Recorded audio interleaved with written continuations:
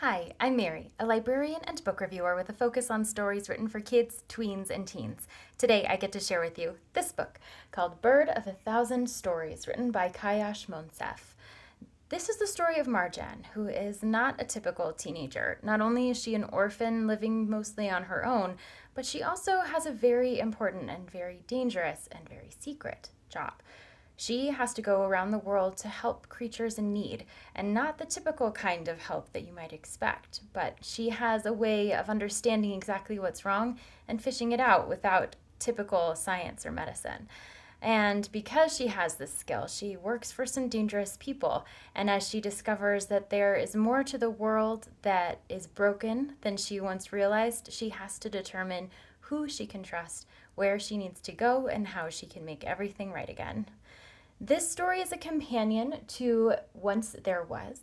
You don't have to have read that book in order for this one to make sense. It can stand on its own. Some of the backstory from the first book is helpful for this, but otherwise it's not necessary for the bulk of the story to happen.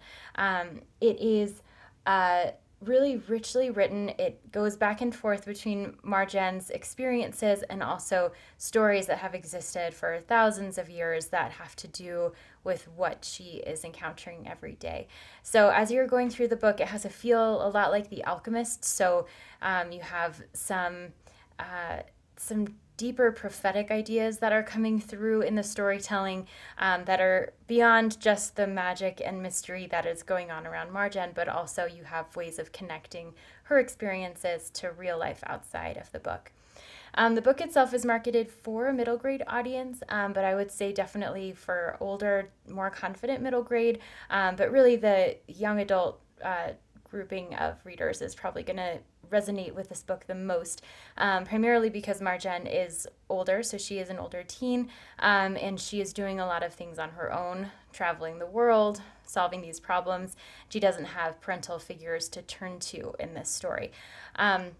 Additionally, the text is really dense, and the story itself is really rich, so it requires some focus and attention as you're reading the book. So, while it can work for middle grade readers, especially those more confident ones, because there's not a lot of violence or strong language or sexual conversations or anything like that. So from that perspective, middle grade readers can immerse themselves in this book if they are the right kind of reader for it. But otherwise, readers who are ready for more of an immersive, deep storytelling experience are ones that are going to appreciate this book. So with the diversity of characters and locales around the world, the elements of magic that feel just tangible enough to be realistic and possible, this book is one that will cause readers to think a lot about it after it ends, and the possibilities and potential that exist in the world beyond what we might see every day.